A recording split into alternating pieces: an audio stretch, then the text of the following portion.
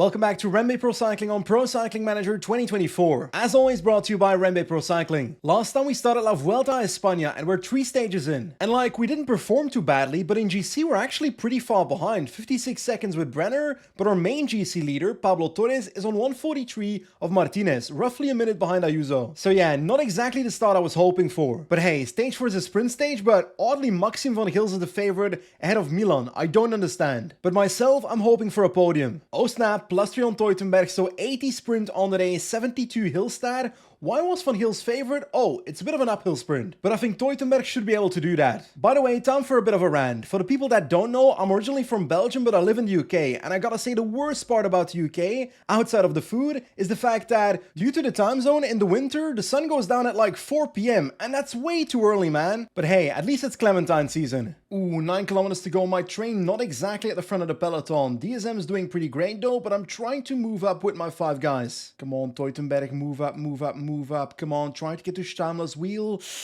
I don't like my lead out right now. I don't like my lead out. And echelon on Alvarez and on Teutenberg. Teutenberg a bit too early, I think. I don't like the shape of my lead out. Get to the front, guys. Okay, I've made it to the front. Herzog can take over from Fitzke. Only 3 kilometers to go, so I actually reckon I should go with Stammler already, maybe in a little bit right now. There goes Herzog off the front. Alvarez in second wheel looking good, using red bar on Teutenberg, so let's do 97 instead. Let's launch a sprint with Alvarez. It's uphill though, so we gotta watch out. It's uphill, let's launch with Teutenberg. Let's see what happens. Teutenberg on the left, Alvarez on the right. Looks like it might be a victory for us. Yes, yes, yes. Tim Thorn Teutenberg is the winner of stage 4 of La Vuelta a España. We've got our Grand Tour victory once again. It was only a matter of time before REMBE Pro Cycling was on the podium with a stage win in this Vuelta, but it's nice to do it in a sprint. Oh snap, I saw something and I do not like it. I will scroll down and as you can see, there's a 27-second gap to Torres. How? How did this happen? Like, we're not the only ones that lost time. Also, Carapaz Bajoli, but Juan Ayuso moves up to second now, and we're down to 2 minutes 10 down with Torres. I don't like that. We're losing time in a sprint stage of all places. Most of you know this, but I fell in love with pro cycling through Pro Cycling Manager in 2005. But actual cycling, myself, that started with Zwift. Zwift is the go-to training app to make indoor cycling so much more enjoyable. If you want to try Zwift but you don't have an indoor smart trainer yet, you're lucky because right now you can get 10% off on the following products. The Wahoo Kicker Core Zwift 1, the Wahoo Kicker Core with cassette, the Zwift Ride with Kicker Core, or if you already have a compatible smart trainer, the Zwift Ride frame itself. To receive the 10% discount, go to the link in the description and use code BenjiWinter10. Both are important, link and code. The last stage was disappointing, but I hope to take some time back on this stage. The 5th stage, a massive echelon stage. Now there's one small problem. If we want to explode the race, we gotta take care of Pablo Torres very, very well because the man only has 68 flat stat. I don't really see much value in exploding the race in the first half, so I'm looking at the last echelon zone, the last half of the race, to make something happen. And worst case scenario, if it doesn't work, we'll go to a sprint. But I refuse to believe that this echelon stage will not have a single GC victim. So the echelon zone starts directly from the start, so let's try and get ourselves to the front of the peloton and sit up nicely, and let's have people protect the most important riders, and let's be honest, we all know that is Pablo Torres. Looks like the echelon zone has begun, some people trying to get in the breakaway, roughly 21 wins, so nothing too excessive. Looks like the wind is gradually going up to 31 right now, and Groenewegen is pacing for Visma Leasebike, and the peloton is very stretched out and looks like it's about to split somewhere. Like, just look at how long the peloton is as we speak. It just keeps on going. It's rider by rider. Oh, we've got splits. We've got splits in the peloton. We've got multiple splits, multiple groups, 28 people completely off the back, but I don't know if anyone important is in here. Now, if you don't know, you can see where the GC riders are in the group by clicking on this symbol on the right top and then clicking rider in the top 10 of general classification, and then it shows the names of those riders in the top 10. So, looks like Felix Gall is the only one in trouble. Looks like Visma Leasebike is now getting help from UAE Team Emirates, so those two teams are trying to light it up. Come on, Pablo, hold on for dear life today. Rider by rider, people are falling behind, people are getting in trouble, people are waiting for their leaders, their sprinters. It is crazy. Peloton down to 82 people. There are just so many riders off the back of the peloton, but I'm also starting to get in trouble with Pablo Torres. His energy bar is about to run out, and I don't like that. I'm really hoping Visma Leasebike stops pacing like this very soon, because Pablo Torres might be dropping otherwise. Then again, Carapaz in trouble, Almeida in trouble. We're not the only GC riders with limited energy. The front group is down to 51 riders, but the tempo seems to be slowing down a little bit, which is a good thing for us. I might try and use this opportunity to try and get water to the front with Pericas, but I gotta watch out, because if Visma starts pacing again, he might literally drop. But hey, Torres' yellow bar is now half full, so I'm quite okay with it. Echelon Zone 2 has begun, but the wind on the left bottom says 15, so it's not exactly a strong wind so far. Oh, I forgot to take water between the two wind zones, so now Pericas is going on a dangerous mission to the back of the peloton. Come on, buddy, get that to the front, get that to the front. Looks like the tempo in the peloton has gone down a little bit. Should I start pacing myself pretty soon? I think I'll wait until the last like 35 kilometers. But hey, Pericas' mission to the back of the peloton has succeeded and our riders are gradually getting water. Hola, the wind speed is going up in the last 50 kilometers to 27 now, so this might split things up. But for some reason, Visma Leasebike has stopped pacing, so it's down to us now. 85 on Paul Fitzke. Let's try and break the peloton. Looks like the wind is going down a little bit to 17 again instead of 27-30, so that's a bit of a bummer. There's still people suffering and people going off the back like Kronen and so forth, but those are literally the Visma domestiques that paced all day, so it's not looking too bright to drop a GC rider. Ooh, the yellow bar on Torres is evaporating. It's now halfway. I think I need to stop what I'm doing. Clearly, this is not Torres' terrain. I'm trying to keep my train at the front while Torres moves a little bit back in the peloton with some protection by Paul Fitzke, hoping that that could lengthen our achievements here or attempt to break the peloton apart. Groenewegen, sprinters in trouble, Pericas in trouble. If we can get sprinters off the back, that would be good for us. Like, riders are dropping one by one, but it's not a single GC rider, so that's not exactly what we're looking for. Last 3.8 kilometers, maybe a bit of a gap on the peloton group here with Alvarez. Let's keep on going. We don't have Torres with us, but if he can stay in the wheel of Ayuso, we should be fine for the stage win. I'm okay with that. There we go, 99 on Alvarez. Brenner can take over on 99 pretty soon. Right now, pause the game. Come on, come on, come on. There we go. We can do exactly that. We've got Milan trying to sprint towards our wheel already. Where's Torres? Is he looking okay? He's in the GC group, so that's fine. But I'd like to move up in the group a little bit. So let's go up to 85.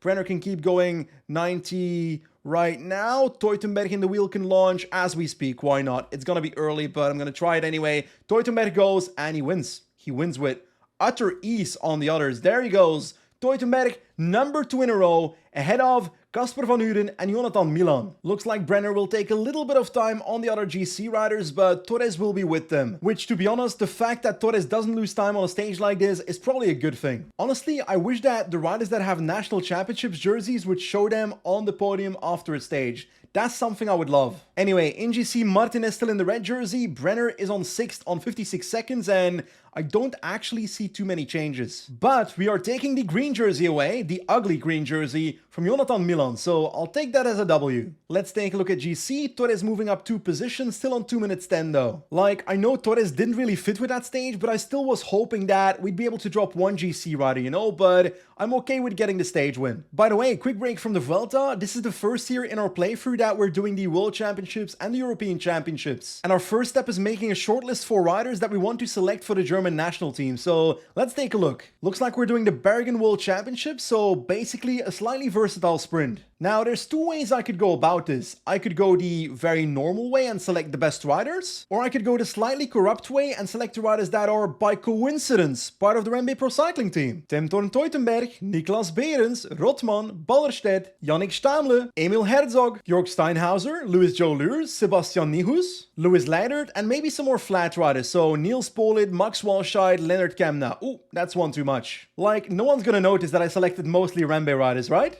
Now for the time trial, I think this is the one that Tom Dumoulin won, mostly flat, but the last kilometers are uphill, so we gotta keep climbing time trial lists. Florian Lipovic, coincidentally Brenner can get in there as well. Nope, he can't because we have too many riders. Now the European Championships, flat parkour in Alkmaar, slight bit of cobbles, perfect terrain for Tim Thorn Teutenberg. Like, I'm sorry Henry Jülich, you're definitely worth it to be added to both these races, but at the end of the day, in Milano Sanremo, you made an enemy of me. So I'm afraid as long as I'm manager of the German national team, as long as you're not part of REMBE, you're not going, my friend. The Alkmaar time trial is mostly flat, so I'll just do all the best time trial lists. Not a single REMBE rider, but who is this? Emil Otz, 76 time trial at the age of 19. That is quite a talent. Anyway, we've done the pre-selection. We'll have to remove a few riders later on as the final selection, but that's in a couple of days. Ooh, stage 6 of La Vuelta. Pretty intriguing. Basically a puncher finish. The last kilometer and a half is uphill. Antonio Morgado, Bajoli, etc. are the favorites, but I don't actually know which of my riders will be best for this. Like, my main priority is protecting both Torres and Brenner for their GC, but Hector Alvarez, if he can win the stage, why not? But I gotta say, this is one of those stages that I don't know how to play it, so I guess we'll find out if I fail or not. So, Teutenberg in the green jersey, and with a pretty solid day, +1, so 71 Hillstad. Alvarez, where are you? +2, so 76 Hillstad. He might be our best candidate, but that finish does not look too extreme. Actually, Adria Pericas 77 Hill, Brenner with 80 Hill, yeah. This is a Brenner finish then. Look at our man right here pacing the peloton, Paul Seychelles, that's our future rider. So, 13 kilometers to go and I've made a very long sprint train. Teutenberg as last man, but he's just going to sprint from the wheel of whoever we're going for because Torres is our focus when it comes to GC, Brenner when it comes to the stage and GC, Alvarez as lead out and potentially the stage, Pericas as lead out, Stamle, Herzog and Fitzke as well. So, pretty weird order of my train, but that's how we're going. Last 3.5 kilometers, Herzog pacing, Stamle about to do the last turn on the flat segment. That's our plan 99 right now. Pericas in the wheel, Herzog out of the way, come on. Onto the hill, let's drop it to 95. Is that too much? I don't know, but relatively perfect position. I don't like the fact that people are trying to move past, so let's move towards Pericas, who's a better climber. Let's have Stamle protect Pericas. There we go. Come on, Pericas. 94, last kilometer right here. So 96, 97, 98 is fine. Let's sprint right now with Pericas. Alvarez can... This was not a good idea. I should not have sprinted. I'm doing it anyway. Brenner in the wheel of Alvarez tries to come out. Come on, everybody sprint. It's gonna be a victory. Brenner comes around. Brenner takes the victory on stage 6 of La Vuelta a España. Ahead of his teammate, Hector Alvarez. Torres not too far behind, so... perfect finish. But I must confess that was a really stressful finish, but I'm happy we took the victory in the end. This also means 10 bonus seconds for Marco Brenner, which means he moves into a podium position, so is he your actual GC rider? Meh, when the proper mountains come, I trust Torres more. Actually, this next stage, Balcon de Alicante, basically medium mountains all around. This might be the day we find out if Pablo Torres or Brenner are our leader. But hopefully, at the end of the day, they're still both in GC. Pablo Torres is 6th favorite though, behind the likes of Almeida, Thomas, who's very far in GC, Gal, Ayuso and Mas. I gotta say, I fear that the best possible strategy for us on this stage might be waiting for the final climb. So nearly at the top of the first climb, and it looks like the breakaway has formed. No Torres, he's in the peloton, but 8 riders up the road. They're fighting for the first KOM points, but no one dangerous for GC. All on like 20 plus minutes. Ooh, Fitzke has fallen. Other riders, including no GC riders, I think. But that's a pretty major crash. And the crash has caused a gap in the peloton. Bajoli is now behind, so one top 10 rider is on a minute, but I think he's gonna be able to come back. It's still 50k. Yeah, Bajoli is back, Fitzke is still behind, but he's actually pretty close to coming back as well. We are in the last 38 kilometers now on the third last climb, and Little Trek is spacing for Almeida, but I'm just trying to save as much energy as possible. Being in this group, we have to up everybody to 85 though, because otherwise they'll drop like Hector Alvarez and Herzog are doing. Come on boys, don't allow that to happen. Get back in that group. They are back, but they need to move up in the group a little bit. Second last climb incoming. I do expect the tempo to go up significantly on this segment, so I gotta make sure my positioning in the group is good, so my boys need to get to the actual forefront of the group. Come on. There we go. On the climb, Quickstep is starting to sprint up the damn hill, so I don't like that. That's for sure. Let's go to 88 with everybody except for Brenner and Torres, because those guys should be able to do it on 85, hopefully. The rest of the team hold on for dear life on this segment. Let's do 90. Pericas shouldn't have to, so let's lower him to 87. Herzog, Alvarez, come on, hold on, 87. Brenner, Torres looking really good. Torres, that positioning is not welcome. Move up, buddy. There we go, nearly at the front of the group at the top of this climb, straight into the descent. The climb is about to start. Torres is my main man, even though Brenner is my secondary GC rider. That is closer in GC. My positioning is not brilliant, so let's try and move up. Oh, that tempo is insane. Camarada, whoever you are, I've got no clue, but I don't like your tempo, so I'm gonna do 86. Nothing too serious. 85, come on. We got to be able to stay within the forefront of this group. Last 6 kilometers as we speak. Steep segment is about to come, and this is where we really fit because my man Torres is a pretty damn solid climber. Teutenberg, everybody and ECHELONS except for, well actually, everybody except for Brenner and Torres can do so. And we are near the front of the group, so I like that. Carapaz attacking. I'm fine with that. I won't respond to that yet. 87 on Torres, that is good. Stamler can take over from Teutenberg. Come on, Torres. Keep on going, keep on going. 87. Ayuso, moving to the back of the group a little bit. That's an odd move. So there is spacing for the man called Carapaz. Now Gloag and Van Gils are going, but we are looking pretty brilliant right now. So let's try and keep going on. 86, nothing too serious. Herzog can take over. Alvarez is kind of done for, so he can drop off the back of that train.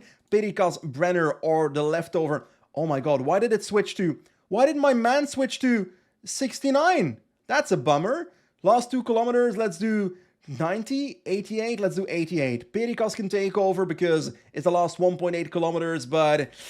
we're not looking amazing anymore. Brenner is actually looking quite brilliant in the wheel, though. Last 1.3 kilometers. Move up, move up, move up, move up. Come on, Torres. Come on, Torres. Come on, Torres. Let's keep going, keep going, keep going. 99. Brenner will win the stage. Brenner wins the stage. Come on, Brenner. Come on, Brenner. Come on, Brenner. Come on, Brenner. Come on, Brenner. Torres looking great, actually. Brenner takes it. Another stage win. That's 4 in a row. And like somehow I accidentally put Torres on 69 effort instead of like 86, so not exactly the perfect climb, but for sure a perfect result. Another stage win, crazy. And Torres top 5, so no time loss. We're now in 13 GC still with Brenner, and Torres still not in the top 10. Actually, outside of bonus seconds for Brenner, there's no changes in the top 12. But I think Torres is gradually taking time on the people behind him, but then again, those are people that I'm not expecting to be in GC at the end of this race. Anyway, a medium mountain stage, good for Brenner, not so good for Torres, but both survived, and another stage win. I'm gonna get some pizza. There we go. Look how beautiful this is. Oh, I forgot about this stage. Another flat stage, but an echelon stage once again. Not as serious as last time, but then again, the wind could be more. So let's see what happens here. Like, there is an echelon zone just after the start, but let's be honest, there's an entire flat segment without wind afterwards. So there is no value pushing on this. So I'll just sit in the peloton for now. Anyway, nothing happened so far. Last 45 kilometers are incoming, so the echelon zone is about to start. So let's try and move up a little bit in the peloton because I'm on the 3rd row now. And the echelon zone is here. Only 16 wind, perfect crosswind though, before this corner at least. And Visma Leasebike was spacing, and they actually did split the group. 43 people behind, but no one interesting in here. In the last 18 kilometers, my plan was to move up as we speak because the wind speed is going up and actually try to do some damage, but they're not letting me get through, and now I'm at the front. So let's go 95 on Pericas. Not actually perfect crosswind, but there's enough wind to do some damage. There we go, split in the peloton. We've done it. Nope, they've come back. Never mind. Gonna keep on going on 95 with Herzog. Hopefully it resplits. Yeah, it's headwind now, so it's not gonna happen on this road either. Last 6 kilometers, Fitzke can go to 95. The first part of this lead out is in an echelon zone, so let's try and hammer it right now. 99 with Stamler pretty soon. Let's drop that to 95. 99 would be too much because we only have Alvarez next to him. And Teutenberg in the wheel, energy gel. Maybe a bit too late, to be honest. Come on. Alvarez in the wheel looking good. Let's up it towards 99 on Stamler.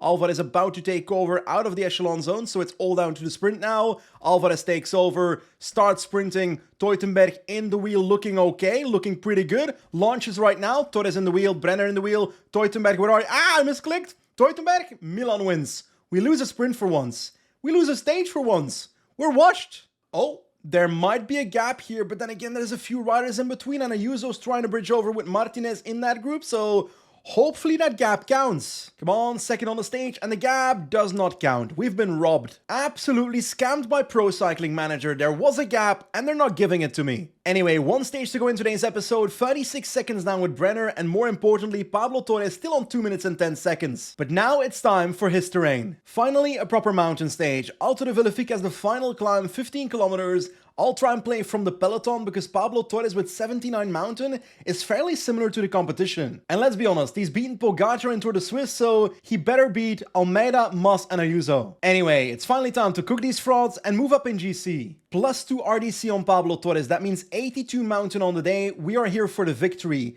Brenner only 76 mountains, so this might be the day that he perishes from that podium. Roughly about 60 kilometers to go, just the massive climb in the middle of the stage, and we're looking quite good. Torres and Brenner spent as little energy as possible. We lost Fitzgetoy to Mergenstamle, understandably. Alvarez, Herzog and Pericas are still there. Conquering the second last climb as we speak, still in the peloton, 3 minutes behind a 5-man breakaway. That is not dangerous, so I don't care about them. It's all about the peloton. Ooh, crash in the peloton. Felix Gall in a descent. Unsurprising that, but his entire team is waiting, but it's just before the final climb, so his top 10 might be over. There we go, the climb is starting. Alto de Villefig, 14.6 kilometers, 7%. We've got UAE pacing. We've got Felix Gall still behind at the foot.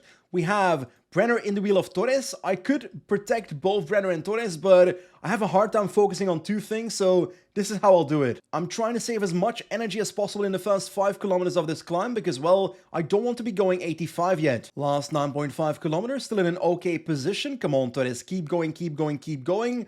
Alvarez will be done in about 1.5 kilometers, so Herzog can use his energy shell. Torres can stay on. 82 is a bit high, so let's drop it towards 78 for now. I think we're doing quite alright so far. And there's the first attack, a user with Muss. I gotta try and start moving up now, not on 85 yet, so let's do 79.80 for now, and let's see how many people drop first. Ineos is pacing. Alvarez is gone, Herzog now protecting, Pericas about to take over already. We're still in the group, let's try and move up on 79 now. Last 6 kilometers. We use Pericas now. There we go. Come on, Torres. Keep going, keep going. Berge is pacing for Almeida. Half this group is about to drop, right? I hope so. Come on, can we move through this group ASAP though? Maybe on the other side of the road? Oh, the left side might be better because people are pacing on the right side. There we go. Let's come past. Brenner, we're gonna have to use you as domestique, my friend. I'm sorry. Ayuso has been caught. Clément Berthet is attacking. Okay. He can have it. I don't really care. I'll be honest about that. Energy shell on Torres. Marco Brenner on the podium in GC is about to drop, but it's a necessary sacrifice because Pablo Torres is our man. Last 2.3 kilometers, we have energy. Let's try and keep it. We've got Martinez moving to the back of the group. And Ayuso still pacing. Soler in the group. So, well, he's gone now. Last 1.5 kilometers, 85 on Torres. That was a very steep corner there. Last kilometer right here in the wheel of Ayuso as we speak. I think we'll win the stage. I think we'll win the stage. 93, 94. Let's go, let's go, let's go, let's go. Torres can sprint. There we go. And we put everybody on a gap. Pablo Torres wins on Alto de Villefig. There we go. Juan Ayuso finishes third behind Thomas Gloag, but offering up Brenner, we just had to do it because, well, he wasn't going to survive anyway, so I decided to cut the rope early. Another victory for REMBE Pro Cycling in this episode. Pablo Torres, our GC leader, dedicated GC leader now. It is nice to see. Moving into the top 10? Yes, 7th on 1 minute 22, so that's 40 seconds closer to the red jersey. And you want to know the best part about Pablo Torres? He already had a fantastic day today, but the day after today, his fitness peak starts, so he should be even better on the coming mountain stages. Basically, what I'm trying to say is, I think we can win La Vuelta. And by the way, 5 stage wins in 6 stages, pretty damn good episode, I would say. And I can't wait to see what we achieve in the next episode. As always, thank you for watching, thanks to REMBE for sponsoring the series, and I'll see you soon. Goodbye.